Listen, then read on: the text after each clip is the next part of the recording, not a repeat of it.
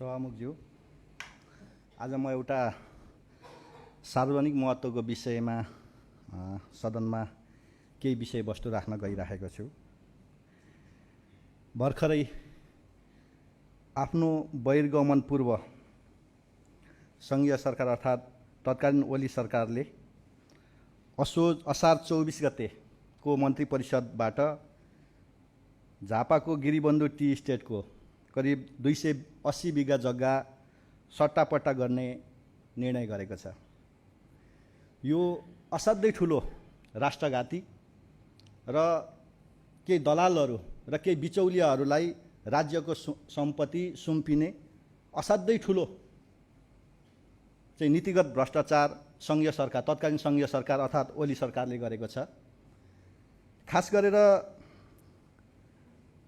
भूमि सम्बन्धी ऐन 2021 मा यस्ता हदबन्दी भन्दा माथि रहेका जग्गाहरू सम्बन्धित कम्पनी सञ्चालन भइन्जेलसम्म कम्पनीको मातहतमा रहने र कम्पनी चल्न नसक्ने अवस्थामा या चलाउन नसक्ने अवस्थामा राज्यलाई फिर्ता गर्ने या राज्यले जफत गर्ने व्यवस्था हाम्रो कानुनमा थियो र त्यही अन्तर्गत करिब नेपालमा 169 वटा कम्पनीले हदबन्दी भन्दा बढी जग्गा राखेका छन् सभामुखज्यू।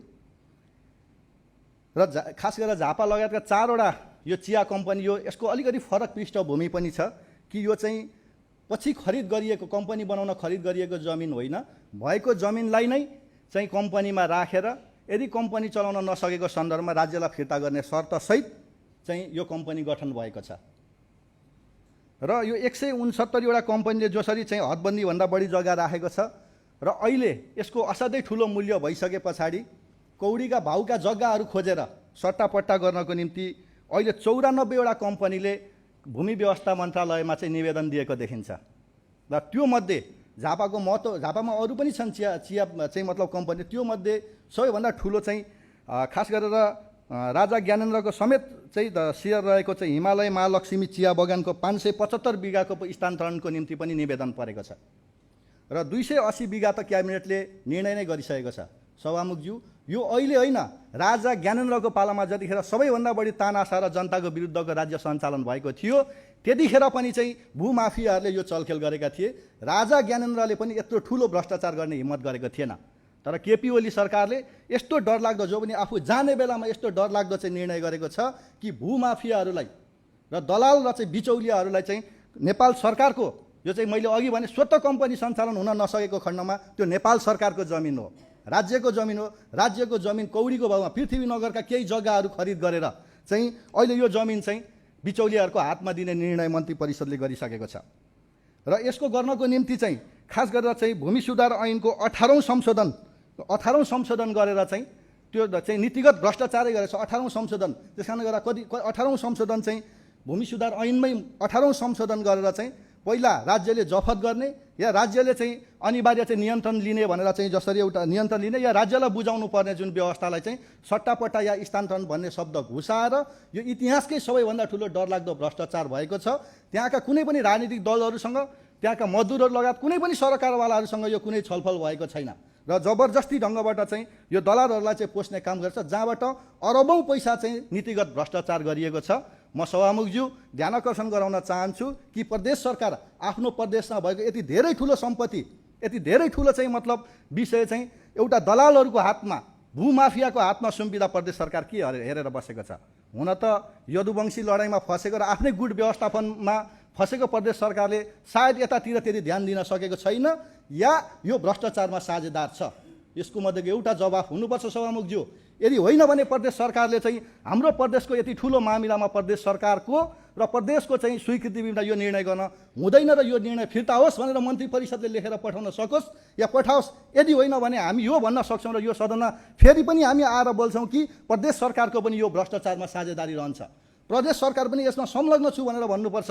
होइन भने 280 बिघा जहाँ करोडौं रुपियाँ कट्ठा पर्ने जमिन आज चाहिँ कौडीको भाउमा चाहिँ राज्यले जसरी एउटा भूमाफिया र तस्करहरूलाई चाहिँ दिन खोज्दैछ र राज्यले चाहिँ संरक्षण गरिरहेको छ, यसमा हाम्रो घोर आपत्ति छ। यसमा हामी वर्तमान सरकारलाई पनि हामी आग्रह गर्न चाहन्छौँ कि ओली सरकारले गरेका सबै असंवैधानिक सबै चाहिँ मतलब चाहिँ त्यही मतलब गैर चाहिँ मतलब कानुनी सबै निर्णयहरूलाई खारेज गर्नुपर्छ र यो खारेजमा यो चाहिँ राज्यको सम्पत्ति लुट्ने यो एउटा राष्ट्रघाती र दलाललाई पोस्ने यो जुन एउटा निर्णय छ, यो निर्णय पनि कुनै हालतमा यो अहिलेको सरकारले यसलाई खारेज गर्नुपर्छ। म खारेज गरोस्, म यो सदनबाट ध्यानाकर्षण गराउन चाहन्छु। र प्रदेश सरकारको यसमा दृष्टिकोण के हो, प्रदेश सरकारको यो प्रति बुझाइ के हो? झापाको यति मात्रै होइन, अरू थुप्रै चाहिँ मतलब चिया बगानहरू छन्। मैले अघि भने कि जम्मा 169वटा कम्पनीले यसरी नै चाहिँ हामी सट्टापट्टा गर्छौँ भनेर निवेदन दियो भने के गर्ने सरकारले? यो त नजिरको रूपबाट स्थापित भएको छ।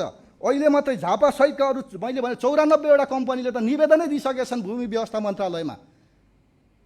भनिसक्यो अब यो सबै राज्यको सम्पत्ति भूमाफिया र दलालहरूलाई दिने हो त राज्यले म सिटी मतलब ठुलो स्मार्ट सिटीहरू बनाउँछु, ठुला चाहिँ मतलब चाहिँ प्रोजेक्टको कुरा गरिरहेको छ। राज्यको यो सम्पत्ति चाहिँ दलाललाई दिने, अनि जमिन कहाँ खोज्ने राज्यले चाहिँ?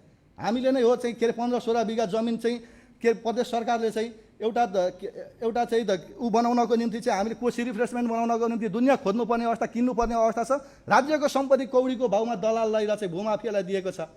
त्यसकारणले गर्दा यो कुरा गम्भीर छ, यो सामान्य रूपमा नलियोस्। र प्रदेश सरकारलाई मैले फेरि पनि भनेको छु कि यसमा हाम्रो साझेदारी छ भन्नु पर्यो। यदि यो हामीलाई थाहा छैन भने, किनभने भूमि भनेको हामी सबैको चाहिँ साझा सूचीमा छ, प्रदेश सरकारको क्षेत्राधिकारभित्र पर्दैन, प्रदेशलाई थाहा छैन भनेर उम्किन पाइँदैन। यो हाम्रो साझा सूचीमा छ संविधानमै। यदि संविधान पढ्ने फुर्सद छ भने त्यो फेरि एकपल्ट पल्टाएर हेर्नुहोस्, यो हाम्रो साझा सूचीमा छ। यो प्रदेशको सम्पत्ति हो, प्रदेशको पनि सम्पत्ति हो। प्रदेशको स्वीकृति बिना यो खालको गतिविधि गर्न पाइँदैन, सँगै यो निर्णय गर्न पाइँदैन। तर आज अरबौँ नीतिगत भ्रष्टाचार गरेर चाहिँ आज जसरी भूमाफियालाई दिएको छ, यसमा प्रदेश सरकारले आफ्नो दृष्टिकोण बताउनुपर्छ र प्रदेश सरकारले आफ्नो ध्यान दिनुपर्छ। र म सङ्घीय सरकारलाई पनि यसै मञ्चबाट ओली सरकारले गरेको यो चाहिँ ठुलो चाहिँ एउटा राष्ट्रघाती भूमाफियाहरूलाई चाहिँ राज्यको सम्पत्ति बेच्ने चाहिँ जुन एउटा नीतिगत भ्रष्टाचार गरेको छ, यसलाई सङ्घीय सरकारले चाँडोभन्दा चाँडो उल्ट्याओस्, म गम्भीर ध्यानाकर्षण पनि गर्न चाहन्छु। र अन्तमा चाहिँ खास गरेर हामीले सभामुखज्यू यहाँहरूले समय उपलब्ध गराइदिनुहुन्छ र हामीले सदनमा गम्भीर विषयवस्तुहरू हामीले विशेष समय र शून्य समयमा राखेका हुन्छौँ। सायद सरकारले यसलाई कहिले पनि यसको जवाफ या यो बारेमा कुनै प्रतिक्रिया दिन आवश्यक ठानेको छैन। म सभामुखज्यूलाई आग्रह गर्न चाहन्छु कि यसरी बोल्ने समय या जनताको कुरा राख्ने समय हामी सांसदहरूलाई दिनु भएन, र यदि दिने हो भने सरकारलाई रुलिङ गरेर सांसदको जवाब दिनको निम्ति सभामुखज्यूले बोलाउनुपर्छ। यो संसदको र सभामुखज्यूकै अपमान भएको छ। सरकार कहाँ छ र सरकारले सरकारको विषयमा जवाब दिनु पर्दैन कि हामी मात्रै सार्वजनिक खपतको निम्ति मात्रै यो कुराहरू बोल्ने हो? त्यही कारण यो कुरामा म सभामुखज्यूको गम्भीर ध्यानाकर्षण गराउन चाहन्छु। र अन्तमा म मिडियाको साथीहरूलाई पनि भन्न चाहन्छु, तपाईँहरूको यो झापाको गिरिबन्धु टी स्टेटको यो ठुलो जुन घोटाला र नीतिगत भ्रष्टाचारमा तपाईँहरूलाई तलब नदिने, म नाम भनिनँ, तपाईँहरूलाई तलब नदिने मिडियाको मालिक पनि यसमा संलग्न छन्। तपाईँले लेखेको समाचार, तपाईँले सम्प्रेषण गरेको समाचार लेख्दैनन्, या चाहिँ त्यसमा चाहिँ के गर्छन् त्यो मिडिया मालिकको पनि कुरा होला। तर म तपाईँलाई गम्भीरतापूर्वक राख्छु, यहाँ राष्ट्र लुटिँदैछ, देश लुटिँदैछ र जनताको अधिकार लुटिने कुरा तपाईँले गम्भीरतापूर्वक यसलाई खोज गरेर लेख्नुहोस्।